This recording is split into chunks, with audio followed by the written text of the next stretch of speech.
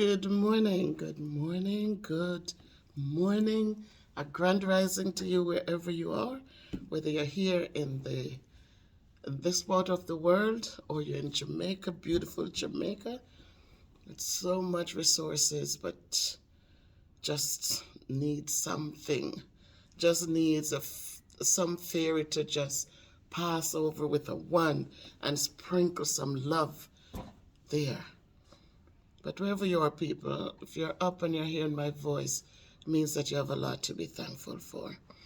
So I'm back this morning, and I talked to the men, about helping their boys to become real men who are productive and can give back to society in a positive way, who can become great fathers and great providers for their offspring.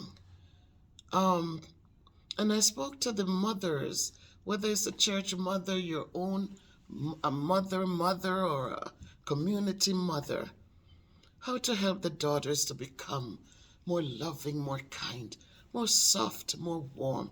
Um, Not more warm, you didn't hear that, but warmer. To just help them to be able to create that kind of bonding and that kind of safe haven and to help nurturing the young minds and the young beautiful people who are filled with greatness, but we have to help them realize the greatness. They have it in them, but sometimes they don't know how to make it become what it needs to become. So I reminded you and I ask you to just try to change some things. Church people need to stop being so harsh, and religion is not harsh. Christianity is a good thing. And so we need to take away that brashness from it, take away that always condemning and always criticizing element from it, and let people see what love truly is, what appreciation truly is. Let people feel good that they can come to you and talk to you openly about everything and anything, where people don't have to hide and pretend, but they can be themselves as you help them to grow.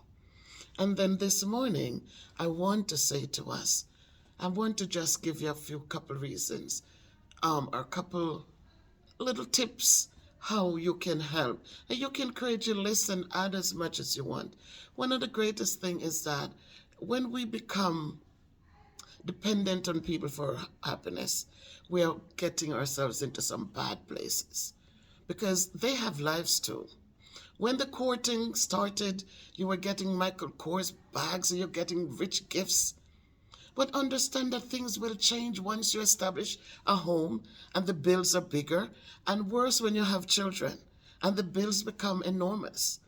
Then don't look for the same things that you were getting when you were single and just out there swaying your hips and, flipping the hair. It's different now. So don't expect those things and, oh, you used to do this to me, you don't do it anymore. Cut it out. Learn to appreciate what you have. Make it work. Make it work. If you used to cook a whole pound of flour for four of you, cut it down to half a pound instead of 2 dumplings. Make it one and be satisfied. Whatever you do, make those little changes as things change and the family grows. Good morning. Make the changes, people, to make sure that what you have will suffice and you can eat, drink, and still laugh, and nobody needs to know your business outside. Nobody needs to know. You don't need to run to your family. Oh my God, he only make 50,000 for the whole month, and we can't do this. No, how much are you bringing to the table?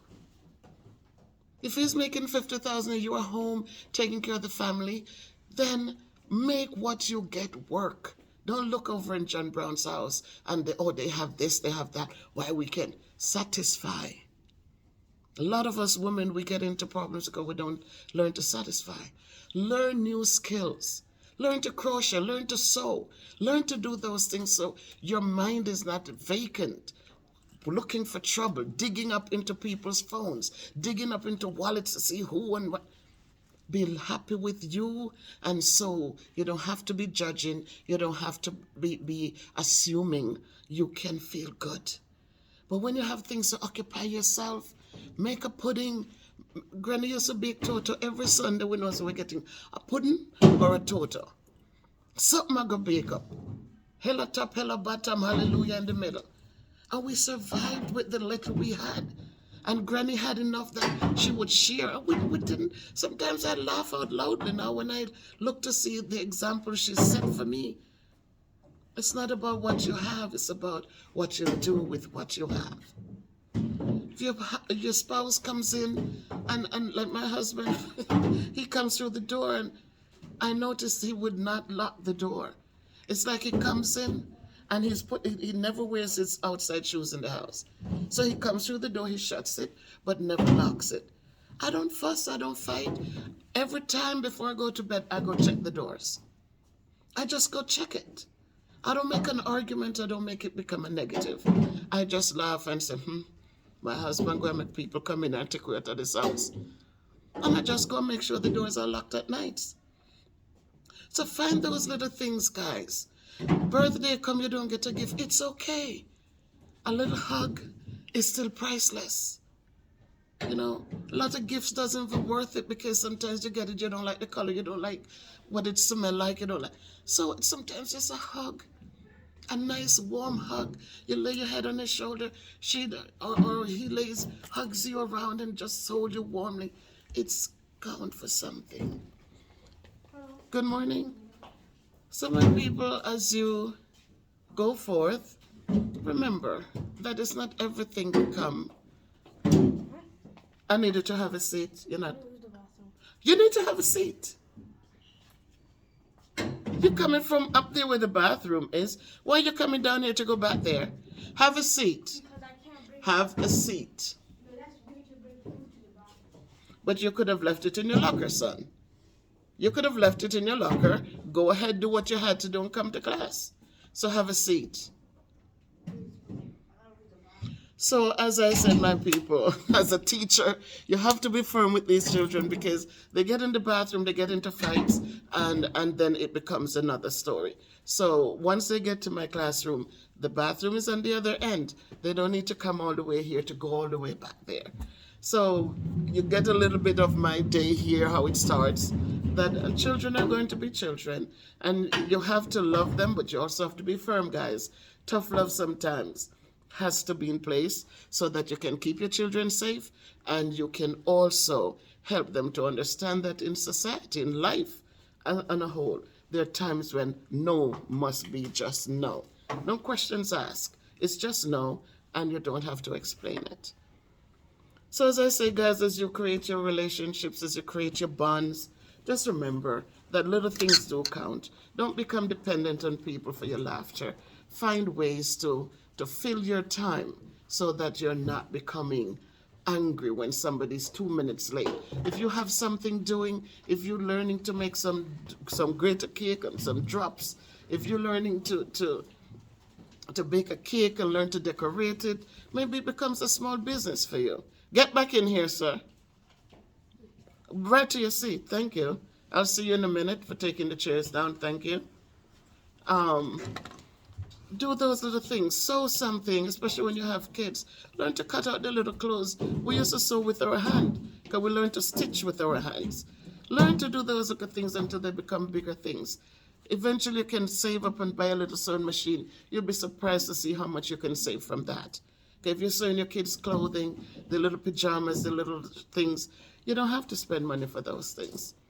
Learn to do hair. Learn to braid. You have girls, learn to braid their hair.